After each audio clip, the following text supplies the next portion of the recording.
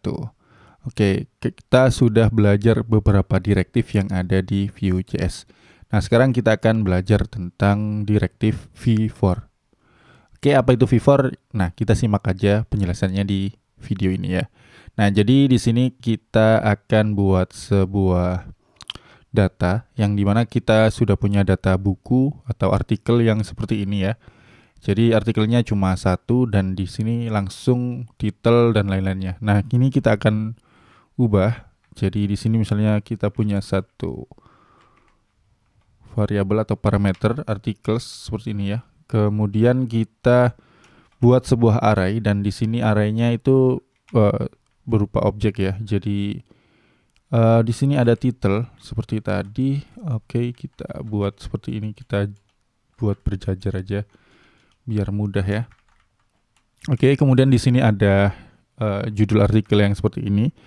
Kemudian di sini akan saya duplikat menjadi 3 ya, ada 3 misalnya. Di sini ada belajar Laravel. Misal autornya Kucil seperti ini ya. Oke, kemudian mungkin read count-nya kita bedakan misalnya 50. Kemudian di sini belajar Docker misal seperti ini. Kemudian di sini namanya Pak Ijo misal seperti ini ya. Kemudian untuk count-nya mungkin 25 seperti itu. Nah, bagaimana kita menampilkan data ini ke dalam template kita atau file HTML ini? Tentu kita nggak bisa lakukan seperti ini ya. Kalau kita lakukan seperti ini, di sini akan kosong semuanya. Nah, bagaimana caranya? Karena di sini datanya bentuknya array, jadi kita bisa akses indeksnya ya. Jadi dan datanya pun sudah berubah ya. Jadi di sini kan ada books, kemudian di sini ada index. Jadi indeksnya 0, misal di sini, kemudian ada title, lalu kita bisa copy aja biar mudah ya. Di sini ada author, kemudian di sini ada read count. Oke, kosong. Jadi kita coba cek. Sorry, di sini bukan books ya. Tadi itu variabelnya articles. Oke, artikel seperti ini. Oke, dan di sini kita bisa lihat ya, sudah muncul.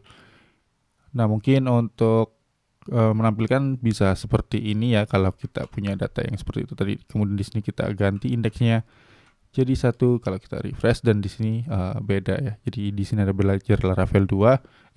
Belajar Laravel, kemudian autornya Kucil, dan di sini read count-nya ada 50.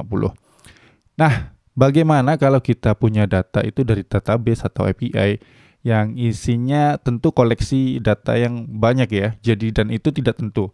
Misalnya ada 50 data, 100 data, atau bahkan ribuan data gitu.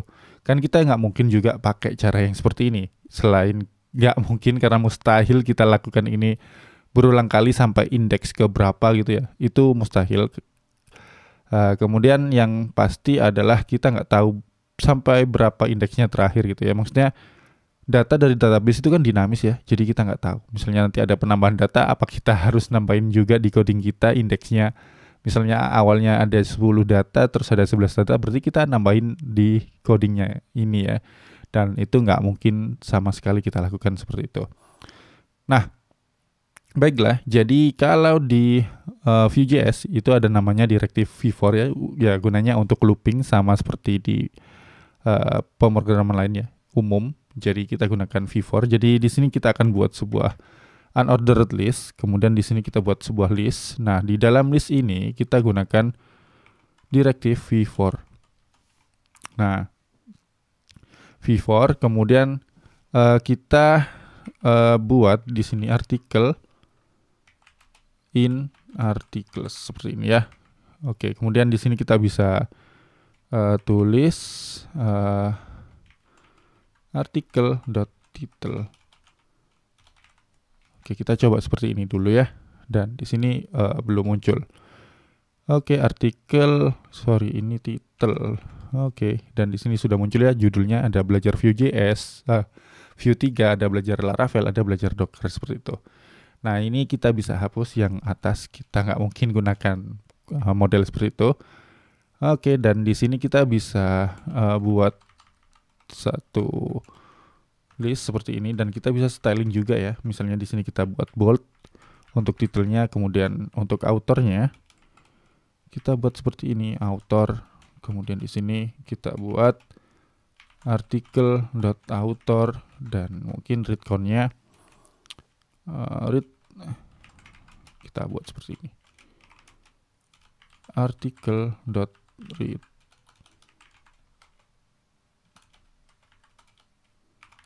count seperti ini. Oke, kita coba lihat dan di sini kita bisa punya hasil yang seperti ini.